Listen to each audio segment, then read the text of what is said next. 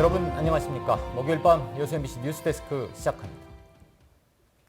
이제 이틀 뒤면 여수산단 입주업체들의 대기오염물질 측정치 조작 사태가 불거진 지 만 2년이 됩니다. 하지만 민관 거버넌스 권고안 거부 사태로 지역사회에는 갈등과 혼란이 이어지고 있는데요. 지자체와 거버넌스, 기업들은 현재 어떤 입장인지, 또 해결의 여지는 있는지 문형철 기자가 보도합니다.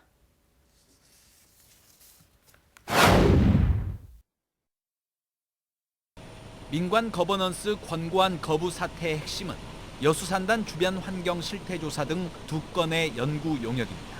기업들은 용역의 취지와 필요성엔 공감하지만 객관성과 전문성이 담보되지 않는 게 가장 큰 문제라고 주장합니다. 용역 계획에 특정 시민단체의 요구사항만이 주로 반영됐고 실제 용역도 기업들에게 불리한 짜맞추기식 조사가 될 수 있다는 겁니다. 해봐야겠다는 그런 생각은 저희들도 갖고 있습니다. 하나에 있는 전문가들이 가서 같이 확인할 수 있어야 되는데 그런 부분들에서 다 빠져 있거든요. 용역 결과에 따라 보상 문제 등 후폭풍이 뒤따를 수 있다는 점도 기업들이 우려하는 부분입니다. 기업들의 입장에 대해 전라남도는 용역 계획은 다양한 의견을 종합적으로 고려해 거버넌스 차원에서 결정한 것이며 시민단체는 더 나아가 용역을 무산시키기 위한 억지 주장이라고 맞서고 있습니다.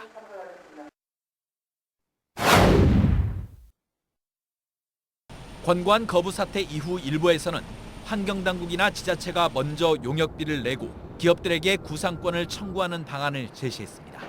하지만 환경부 등은 오염자 부담 원칙을 강조하며 명확하게 불가 입장을 밝힌 상황입니다. 기업들은 객관성은 물론 용역의 범위, 비용 등의 문제가 있다며 자신들이 직접 용역을 진행하는 방안을 제시했지만 역시 반론이 적지 않습니다.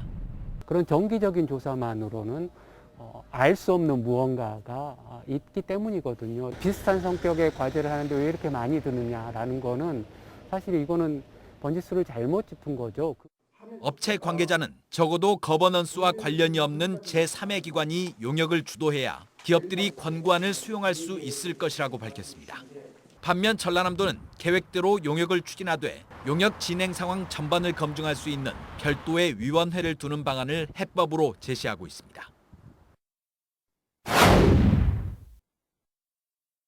지난주 각계 대표들은 연석회의를 갖고 기업들에게 오는 17일까지 권고안을 받아들이라고 요구했지만 수용할 가능성은 거의 없습니다.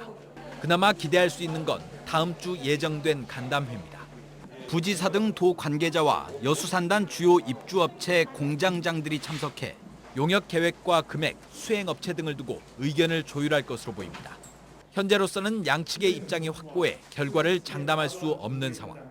전라남도는 간담회 이후 다시 한번 거버넌스 회의를 소집해 기업들의 입장을 전달하고 최종 대응 방안을 논의할 계획입니다. MBC 뉴스 문형철입니다.